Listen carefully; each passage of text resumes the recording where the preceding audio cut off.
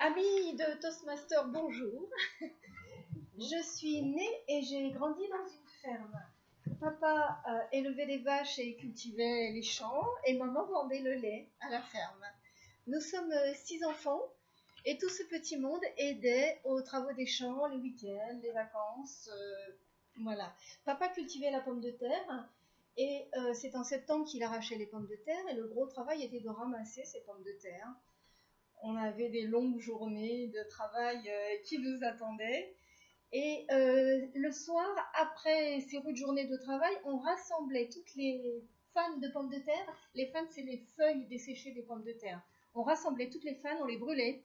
On en faisait un grand feu et dans la braise, on cuisait les pommes de terre. On s'était gardé les pommes de terre sur le côté à cet effet et on cuisait les pommes de terre. Et le bon souvenir que j'ai, donc, c'est de s'asseoir autour de ce feu, d'attendre que la pomme de terre cuise, de sentir bon parce que ça sentait très très bon cette odeur de braise avec les pommes de terre qui cuisaient, de se régaler après avec les bonnes pommes de terre. Voilà, un des bons moments de ma jeunesse. Un autre des durs aussi, une autre dure journée un autre des grands travaux de la ferme, c'était la moisson. Après la moisson, papa récoltait la paille pour les vaches et excusez-moi. Donc il pressait la paille en bottes et les bottes on les amassait sur une remorque de paille. Donc moi je faisais les remorques de paille. Papa m'avait appris comment on les entasse parce qu'il y avait une façon bien particulière de les entasser pour rester une botte, une remorque de paille bien solide. Et à la fin de la remorque de paille, moi je me restais en haut de la remorque de paille perchée. C'était une grande hauteur, hein, ça faisait 5-6 mètres de haut quand même les remorques de paille. Donc moi je m'allongeais quand j'avais fini. Je m'allongeais sur la remorque de paille et je me laissais bercer au rythme des chaos de la route, le temps du trajet de la ferme des champs à la ferme.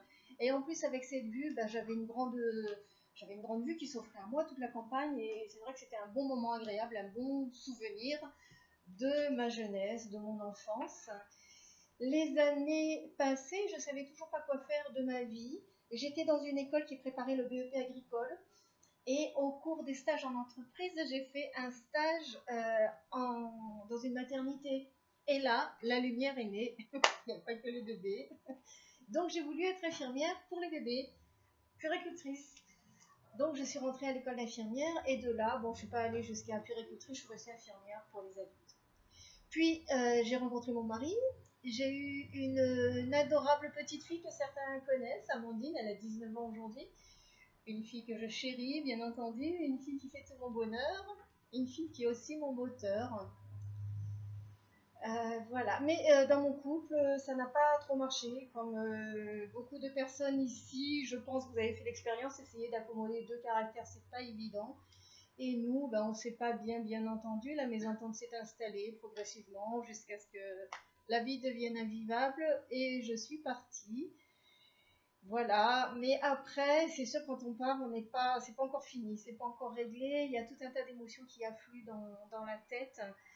Euh, Culpabilité, rancœur, rancune, peur aussi. Et toutes ces émotions m'avaient fatiguée. J'avais plus de vitalité, plus d'énergie, plus rien. J'étais au ras des pâquerettes, au bout du rouleau, comme disent les jeunes aujourd'hui.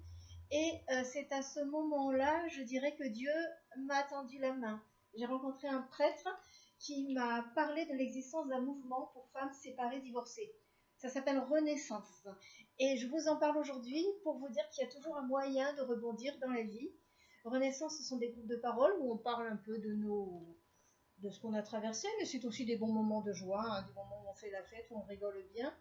Et je citerai une phrase de la Bible, c'est pas pour faire du prosélytisme, mais c'est une phrase qui m'a beaucoup marquée. C'est Jésus, quand il a vu le paralytique, il a dit « Lève-toi, prends ton brancard et marche ». Ces trois verbes moteurs que Renaissance essaye de faire à chacune de nous. Renaissance nous relève, on prend notre brancard. Notre brancard, c'est notre vie, hein, c'est nos blessures, nos souffrances, tout ce qu'on a traversé. On le prend avec nous, on ne l'oublie pas. On ne le laisse pas sur le bord de la route. On chemine avec et on marche. On avance vers la vie, vers la vitalité. Et donc j'ai retrouvé toute mon énergie grâce à ce mouvement. Et la preuve, c'est aussi que je suis là avec vous ce soir pour ma plus grande joie. Pour en même temps essayer d'apprendre à parler, communiquer. Voilà.